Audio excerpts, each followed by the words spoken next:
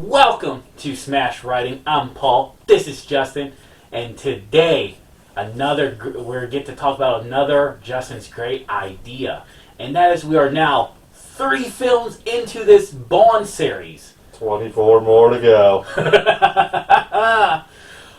Today we are reviewing the 3rd film. We're doing this once a month. We're 2 years away. We are reviewing Goldfinger. Now, this is the 3rd film, 3rd of Sean Connery out of like 7 that he's in. There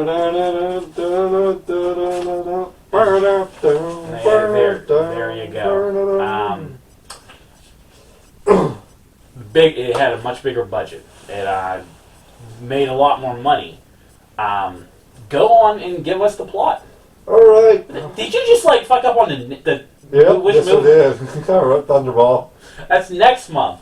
We'll just hold that back. There we go. He gave up on this idea on Dr. No. I am just longing for Pierce Brosnan. I'm actually just begging to get out. Begging to get out of the Sean Connery. I've never wanted Brosnan more in my life. Come on, we're getting better. We are getting better. But I mean, we went from -10 to -8 to like -1. Yeah, I guess so. But you know what? We are, sorry. We are, eventually I'm going to get to a Bond movie that doesn't have sexual assault. Unfortunately, that day is not today. No. Came close. So anyway, we see James on a mission, complete success. He gets attacked in his hotel room. He sees the attacker in the girl's eyes. And he fights him off, and off to Miami we go. For his next assignment to survey Goldfinger, where he catches the woman helping him cheat at gin, costing him 15 grand. I think it was 15 grand. Yeah, because it was started out at 10 grand, then he upped it to 15 by blackmailing him. It's 15 or 50, I couldn't understand. 15. And he hooks up with the woman, because we're in a James Bond movie. When he's knocked out, and when he comes to, the woman is dead and painted gold. Skin suffocation. I have that written down. And that's the best line in the movie, skin suffocation. Skin suffocation. So he goes to... Oh, it helped her from getting raped by Bond. Yeah. I mean, she's the woman that who was in the room that he broke into. And probably cost a job. Anyway, she wasn't killed. Anyway, he goes to investigate Goldfinger, and he gets himself set up in a position to play golf against him. And there's back and forth cheating going on between the two of them. He catches him cheating, and he manages to swing it back around and wins the game of golf. And while Goldfinger's writing out the check to him, is told to stay away from him. And Odd Job shows his strength by using his hat to decapitate a statue. But Bond has already put a tracker on him when he starts following him. When another blonde starts tailgating him twice. No, right after a golf thing, it's the first one. Yeah, well, no, she's following him and she passes him, and then she ends up behind him again. Yeah, because she attempted to shoot Goldfinger. I must have blunk him. Well, this scene. But he takes out her tires and it helps her get the car to the station and whatnot. But he finally makes it to the compound, and he's doing his spy thing. Later that night, the blonde shows up again, setting off an alarm. And it turns out, in the greatest of acting, she is the sister of the painted woman. Jill. So Tilly, her name's Tilly, and the one who got painted gold was Jill. And they try to run, but Oddjob kills her with his hat and captures Bond. And this is where it broke my brain a little. Because they're about to kill him. And he bluffs, or manages to get out of being killed at that moment. But they knock him out, and he comes to on a plane. He's by himself with a woman named Pussy Galore. That scene. Should I censor that? No, that's Am I going to be flagged on YouTube? That's the character's name. We're not. The computer doesn't know that. I mean, It's a flying circus of women. Anyway, he's not tied up or anything. He's going to meet them there. He's just on this plane. But yeah, they get into the compound, to the next compound or base of his hidden lair, and we find out the plot of this movie. A Goldfinger is going to set off an A-bomb at Fort Knox, which will radiate America's supply of gold, increasing his gold supply. Us one sexual assault later, Galore changes her mind and calls in Fort Knox to warn them, and it all sets up to a big finale and fight at Fort Knox. And the good guys win and save the day. and then the assault. Well, a less assaulty thing happens, I guess, between the two of them. Not as assaulty as at the barn. Okay, so here's my take on this film. It is definitely an improvement. Like from Love from Russia From Russia with Love. was brutal to watch, extremely brutal to watch. Like, this one does have a better story, like a more straight One that you can at story. least follow along with. The villains are great. I love Goldfinger and all job. Yeah, each one, you had the voice and you had the muscle. You knew Goldfinger wasn't going to beat you hand on hand, but his plans and his, Well, I mean, could you even consider him to be smart though? He's cheating at everything. He can't win gin. Well, he's smart enough to use the people to help him get a hit. Yeah. Now, He's the cheating. character, and we'll just say Galore. You bring her in, and you give us our first female that is a strong woman. And let's be honest, the rest of the females from the previous films are just eye candy and victims. Yeah. Well, she becomes a victim halfway through this movie. And that's the annoying part. It's like you introduce somebody that's a good pilot, who has her own team, and knows. She comes across as capable human being. Yeah, really. That just means that she just doesn't know she wants it until she gets it. That'll soften her up. Okay, another thing that I have overall so far with Bond is he's a womanizer. We know that. But why is it like he goes on these missions and he's so dumb or blinded by the He never beauty? questions anything. Ever. Yeah. So, like, every time he loses a fight, it's because he's dealing with a woman. And when I say dealing with a woman, he's basically assaulting them. And instead of, like, trying to do his job. When you're on a mission, you're literally at ground zero, and you're like, oh, I've got time for some pussy. It really doesn't, though. It really doesn't. He had an hour to get to Miami. So, but it's like, dude, why don't you play around with women or whatever you want to do when you're not on a mission in ground zero?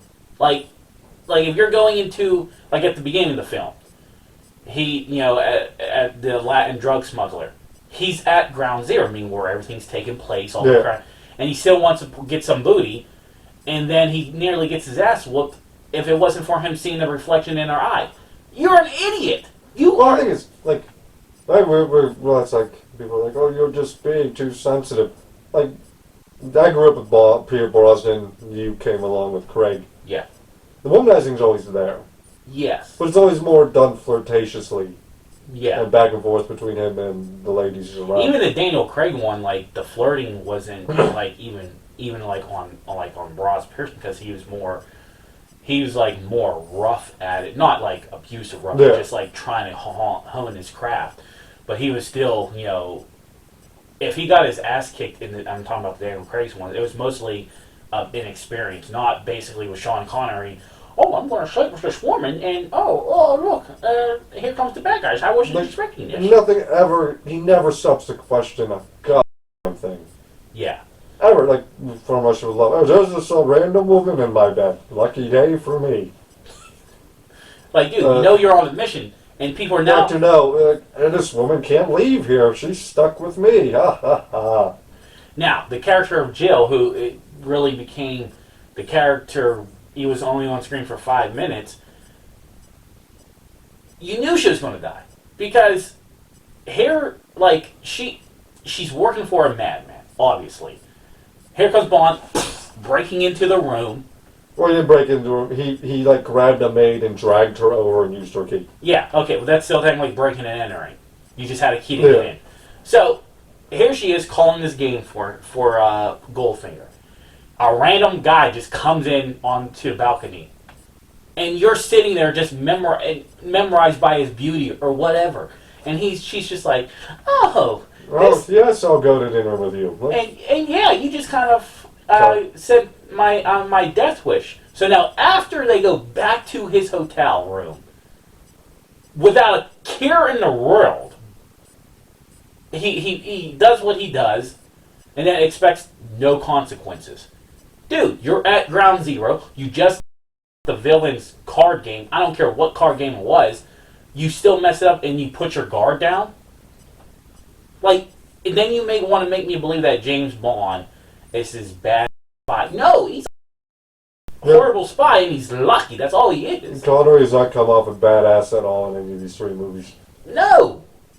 He comes off as more idiot.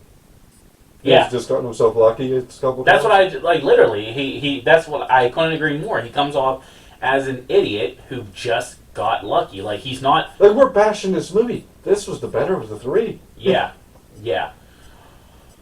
And Like we're praising us because it has a story. yeah, that's and then you get to the other fun thing is you get to introduce the weapons of the technology Bond side now. The car being bulletproof, not over the top stuff. No, but it's laying the brickwork down. Yeah, it's laying what is to come of Bond and his technology. But now I do have another issue, and it's the character of Tilly. Tilly obviously wants. That acting was so bad on Tilly. Yeah. Her. He killed my sister. He killed my sister. Okay, so her mission is to get revenge on her sister. For her sister, not on her sister. Yeah, for her sister. That's a cool. vastly different thing. Cool, fine, whatever. So the chase scene, you know, she looks like she could be a badass. You know, she's like she wants to go around Bond. Bond, you know, catches on, whatever. Then they stop, and Tilly is above Bond on the roads. It's like a windy up mountain road. She shoots and nearly kills Bond. Now, while I'm watching this film, I'm like, what the hell is she shooting Bond for? We later find out, when they meet up again, is that Tilly was like, I wasn't trying to shoot you, I'm trying to shoot Goldfinger. I thought to myself, if you're that bad, like, you didn't, like, train or something? You're going up against a madman and you can't even fire a shot that was remotely close. I think it was like trying to show that she's going off of emotions kind of deal. Maybe. But the acting was not there. It's not good. No. Was this an improvement? Yes. Basically because of the story. Now, I'm getting so... The story and villains. Yeah. Goldfinger and Oddjob were great. Yeah. The charisma between those two. I know we still got a couple more Sean Connery consecutive films to go. Thunderball and one more, I believe. Yeah, then the sixth film, he takes a break and then he comes back for a seventh film. So far, I get it, Sean Connery took Bond off the ground, but... Oh, I can't wait to move on. Same here. Right to Brosnan. I'm actually, like, I know Brosnan, I know Craig, I'm actually looking forward to the middle of the pack. You know, Moore and Dalton. Yeah, and even the fill-in guy who did the one film while Sean Connery was like, I don't want to do it. I don't want to assault women anymore for 1 year. So, final grade. C minus. For me, I'm giving it a C. I made, you know, I talked about the notes, and we were texting about this, a lot of filler too. Yeah. There had too much really going on. A lot of people can lecture. I think you watched Die Another Day. Yeah. The random sword fight. Yeah. I'll take that over the golf game. Please. God, why the golf game? So why do we have to show the golf game took so long? I mean, you could have... I was okay with it, but tone it down, shorten it. Get to the point that they had the meeting and that they try to cheat each other. Okay. Done. Why give us more? I don't know. Definitely, like I said, at least this time there was a story that you could follow along. This is more production. They do have a rough transition to the next scene. Like, they don't explain the story in between the story of like What? 1 minute he's in Latin America and then he's in Miami, I don't and it's understand. his mission. I don't understand why they put him on the plane by himself. He's captured. He's your prisoner. And you put him on a plane with no handcuffs, no ropes, no guards. Yeah, no, he's a spy. You said he's been outed as a spy. No, he'll be fine. At one point, you just see him wandering off toward the road, out of the garage. Yeah, Like, yeah, he could have just run. and the knowledge that he possessed to save his life was very, very weak at best.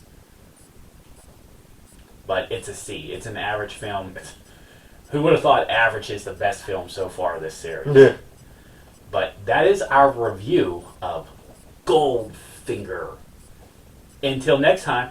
Bye-bye.